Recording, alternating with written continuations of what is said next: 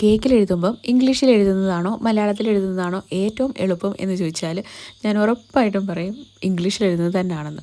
മലയാളത്തിൽ നമുക്ക് പേപ്പറിലും ബുക്കിലും എഴുതാൻ പറ്റും. പക്ഷേ കേക്കിൽ അത് എഴുതുമ്പോഴത്തേന് എൻ്റെ കൈ വിറയ്ക്കും. അതിപ്പോൾ ഇത്രയും വർഷമായി എന്നാലും ഇപ്പോഴും എൻ്റെ കൈ വിറയ്ക്കും. അപ്പോൾ ഈ ഒരു കേക്കിന് എനിക്ക് ഓർഡർ തന്നത് ലക്ഷ്മിയായിരുന്നു കേട്ടോ. അപ്പോൾ എഴുതാനായിട്ട് തന്നിട്ടുണ്ടായിരുന്നത് അമ്മയ്ക്ക് പിറന്നാൾ ആശംസകൾ എന്നായിരുന്നു. ഇതൊരു 1/2 kg കേക്കും കൂടാണ്.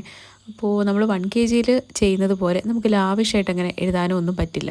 1/2 kgയിൽ എഴുതുമ്പോൾ അതിൻ്റേതായിട്ടുള്ള പരിമിതിയിലുള്ള സ്ഥലത്ത് മാത്രമേ നമുക്ക് എഴുതാൻ പറ്റുള്ളൂ. അപ്പോൾ ഈ പിറന്നാളും ആശംസകളും ഒക്കെ എന്ന് പറഞ്ഞാൽ കുറച്ച് വലിയ വേർഡ്സാണ്. അപ്പോൾ കുറച്ച് ടൈം എടുത്തിട്ടാണ് ഞാൻ എഴുതിയത്. നമ്മൾ എഴുതി കൊള്ളിക്കണമല്ലോ അതിൽ. അപ്പോൾ എനിക്കൊരു പേടിയുണ്ടായിരുന്നു നമ്മൾ എഴുതി വരുമ്പോഴത്തേന് സ്പേസ് കിട്ടുമോയെന്ന്. പക്ഷേ കുഴപ്പമില്ലായിരുന്നു കേട്ടോ. നല്ല രീതിയിൽ തന്നെ എനിക്ക് എഴുതാനും പറ്റി, നല്ല രീതിയിൽ തന്നെ ചെയ്യാനും പറ്റി. അപ്പോൾ ഈ ഒരു കേക്ക് ഇഷ്ടപ്പെട്ടിട്ടുണ്ടെങ്കിൽ ഉറപ്പായിട്ടും കമൻറ്റ് ചെയ്യാൻ മറക്കണ്ട കേട്ടോ. അപ്പോൾ നമുക്ക് അടുത്തൊരു അടിപൊളി വീഡിയോ ആയിട്ട് കാണാം. ടാറ്റാ.